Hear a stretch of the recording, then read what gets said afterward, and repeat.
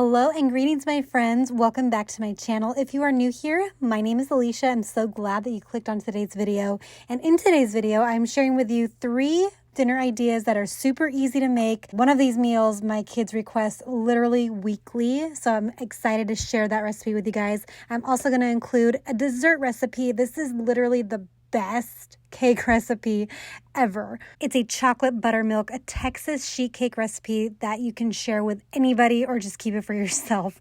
Really, guys, so good. So let's get into today's video. The first weeknight meal I'm going to be sharing with you guys is Roseanne's inspired loose meat Tavern sandwiches. Now, if you've never seen Roseanne before, it's a really funny, like late 80s, early 90s sitcom, and they were kind of like lower middle class family, just trying to get by, trying to survive. Anyway, in the later seasons, I believe it was season 5, Roseanne decides to open up a diner. And at this diner, they're going to be serving some loose meat sandwiches. And guys, this is so good. Now, I will warn you, these are very, very messy, but doesn't matter. The kids absolutely destroy these. Like, they are so good. So first off, you're going to be sauteing some onions and garlic in some olive oil. Then you're going to be browning your ground beef, and then you're just going to drain off any excess fat. And then to that ground beef mixture, you're going to add in some sugar, some Worcestershire sauce, yellow mustard, some beef broth, and then our secret, not so secret ingredient is some pickle juice. Guys, you definitely need to add the pickle juice in here. It just brings a nice little tanginess, but also brings all the flavors together. And we're going to let this beef mixture simmer for about 25 to 30 minutes until the liquid has depleted by half. And then for our side for this dinner, I'm going to make like a zucchini medley. I have a very large zucchini that I rinsed, and then I'm going to dice up. And then I also have some tomatoes that I had left over in my fridge, so I gave those a good rinse, and then I'm going to cut those in half lengthwise. And I'm going to saute up my zucchini first, and I'm going to add my tomatoes last because I don't want my tomatoes to be super soft and squishy. So I'm going to saute up the zucchini for about 5 to 7 minutes and then toss in my tomatoes. I'm also going to start prepping our pickles. So you can use any type of pickles. You can use like pickle chips or pickle spears, but I'm actually going to chop up my pickle spears because I feel like it fits a lot better on those buns and it's easier to eat that way.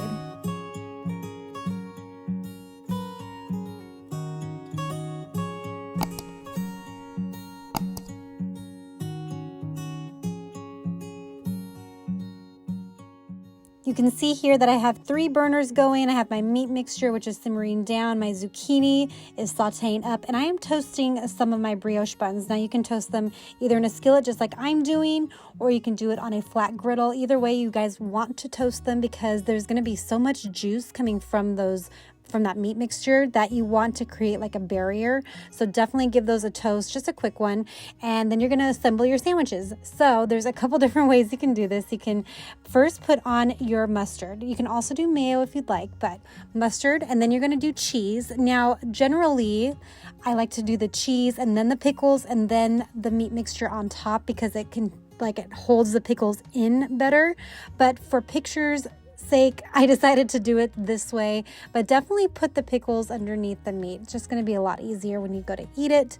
And there it is. It's beautiful. Like I said, super messy. It'll get all over the place, but there's literally no complaints ever from my kids when they eat this. For dinner tonight, I'm going to make the Red Lobster chicken biscuit cobbler. And this is such a simple recipe. This is all you're going to use. So I already have a blog post up, but I'm going to make it a different way from how it's written. So what you're going to need is some chicken. And all I did for this chicken was I put 2 frozen chicken breasts in my Instant Pot, and I cooked it, pressure cooked it on high for 13 minutes. And then I took a beater, like a hand mixer, and just shredded it that way. That's the easiest way to do it, and this gives me about 3 cups of chicken.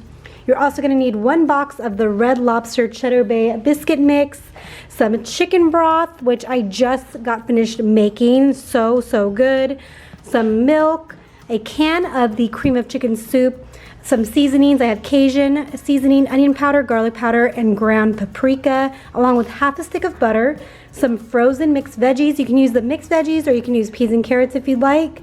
Some shredded cheddar cheese. I grated this on my own. And you want to do that, I do recommend that, because with the bagged pre-shredded cheese, it has a caking agent on there, which makes it a lot harder to melt. So definitely grate your own cheese if you are able to. And then I have some parsley. You don't need this, but this just goes over the top once it's done baking to add just additional garnish and color. So I'm gonna get started and whip this up real quick. So I have my oven already preheated to 375, and I am just gonna spray the outside of my baking dish just to make sure that the biscuit topping doesn't get stuck. And what I'm gonna do is I'm going to put the butter in this dish, and I'm gonna put it in the oven and let it melt down real quick. Okay, while the butter is melting, I'm gonna start making my biscuit mix.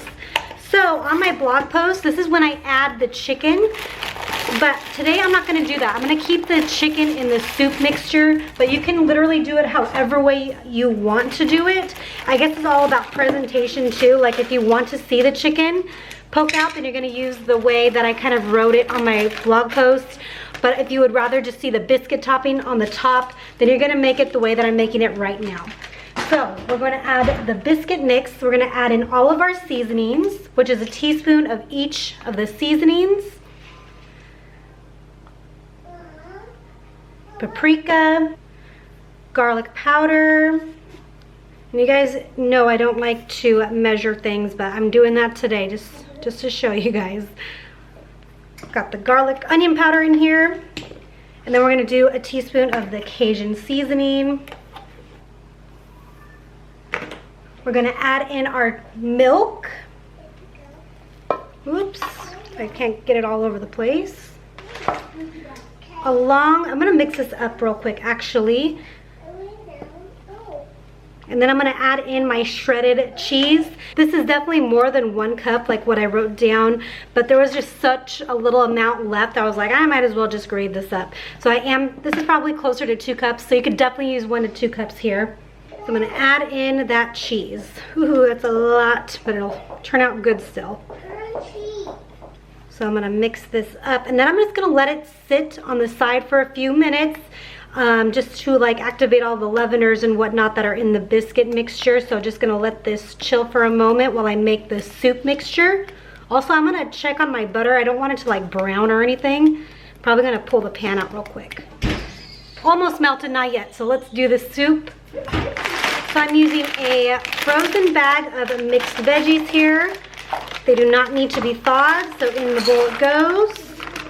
Along with our cream of chicken soup going in. I'm gonna do 1 cup of my homemade bone broth. Oh, so good. I'm gonna measure this. So 1 cup of this chicken broth. Woo. I'm gonna mix this up just a little bit before I add my chicken.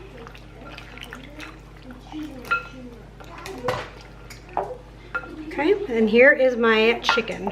And of course you can use leftover rotisserie chicken if you have leftover rotisserie from like the night before. But seriously, putting it in the Instant Pot is the easiest thing to do. Okay, so this is mixed very well. And this is the mixture that is gonna go on the bottom of the baking dish, so right on top of the butter. So it's gonna go butter, the chicken and vegetables, and then the biscuit topping. All right, my butter has completely melted. I'm just gonna stir it kind of around in here just to make sure it gets all the insides. Okay, now I'm gonna add in that chicken first, the chicken and vegetables with the soup. Goes right over the top. Smooth that out.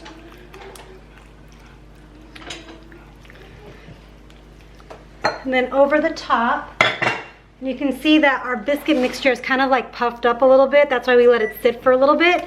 That's just gonna go right over the top too.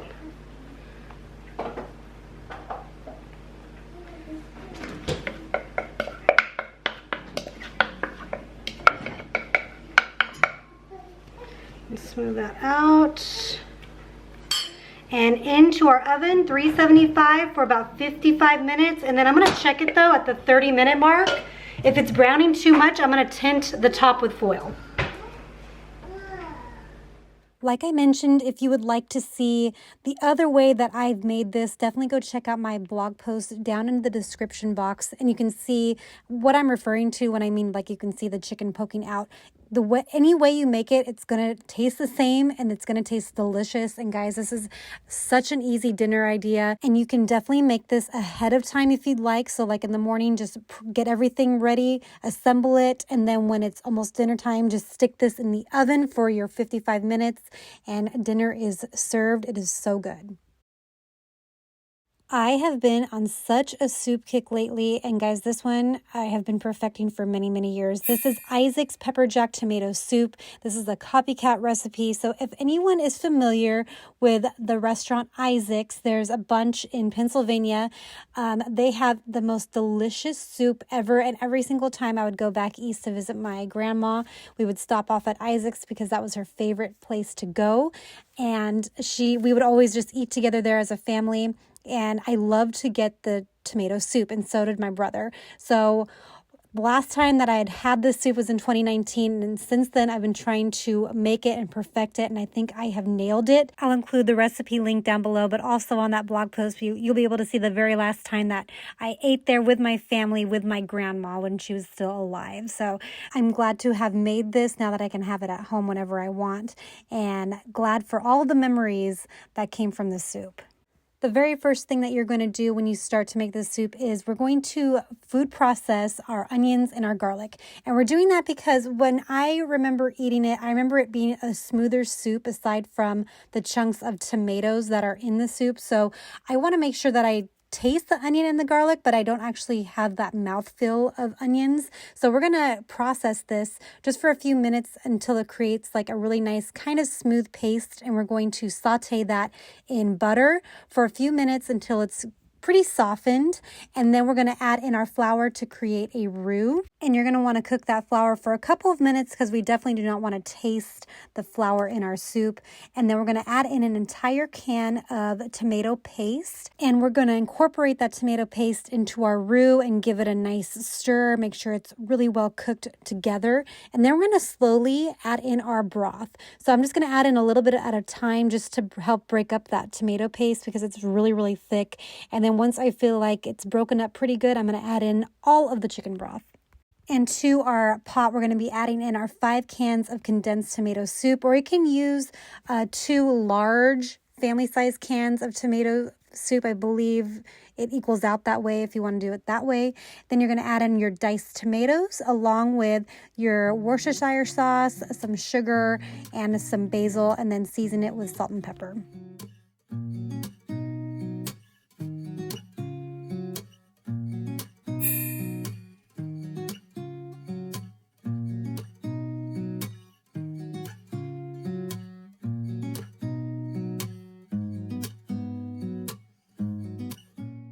And then we are going to bring this soup up to a simmer. And then once it comes up to a simmer and you see the little bubbles, you're going to cover it with a lid and then lower the heat. And we're going to let this simmer for about 10 minutes.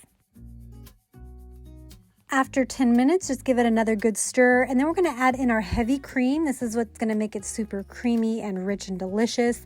And then you're going to add in your Pepperjack cheese. So I'm using a whole 8-ounce block of Pepperjack cheese. You can definitely use less, but I feel like we don't ever use Pepperjack cheese, so I might as well just use all of it in here.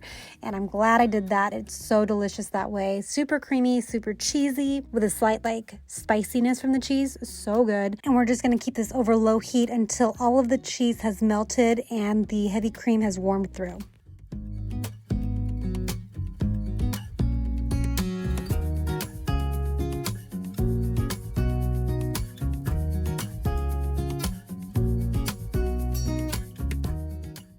And because I think that dessert is essential to living, I'm going to be making this chocolate buttermilk, a Texas sheet cake. And guys, I'm telling you, this is phenomenal.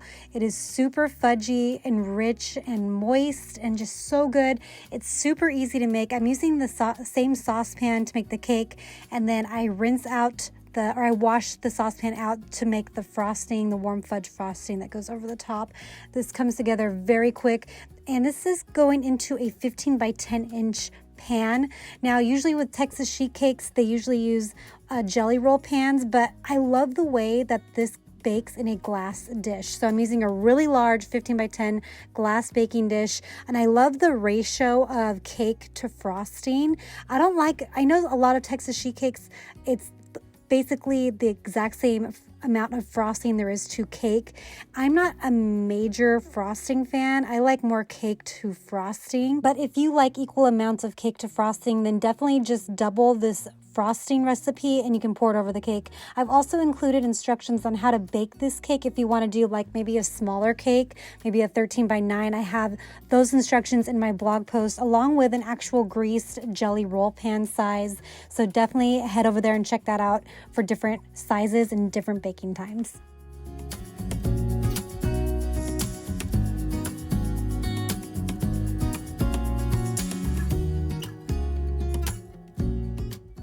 So while the cake is baking, and this size is only going to take 28 minutes, what I'm going to do is I'm going to start prepping for my warm fudge frosting. And like I mentioned, I just washed out my saucepan that I was using for the cake batter, and I'm going to reuse it for the frosting. So I'm going to melt some butter and some cocoa together over low heat to break up any clumps that are in the cocoa. And then I'm going to add in my powdered sugar. So what I start off doing is I add in 2 cups of powdered sugar, mix it up, and then I add in 2 tablespoons of milk.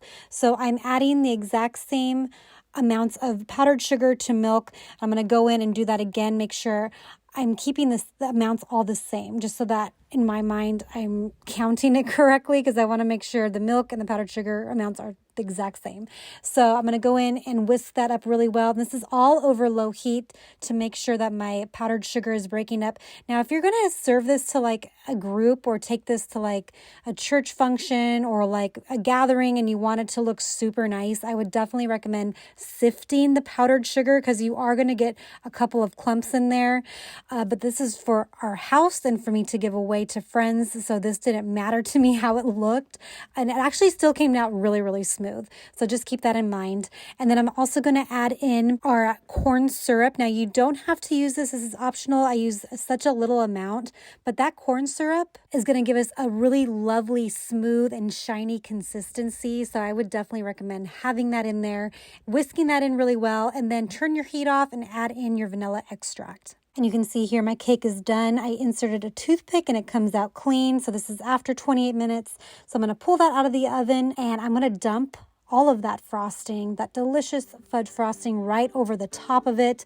And guys, you're going to have to wait a little bit. I know this is the hardest part. We're going to have to wait for this to cool down for a while.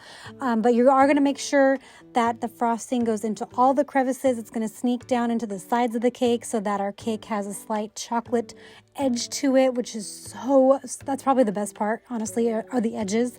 This is so good, you guys. I promise you're going to love it. Your family will love it and your friends will love it too. And that is it for today's video. Thank you guys so much for hanging out with me today. Please give this video a like and subscribe if you haven't already.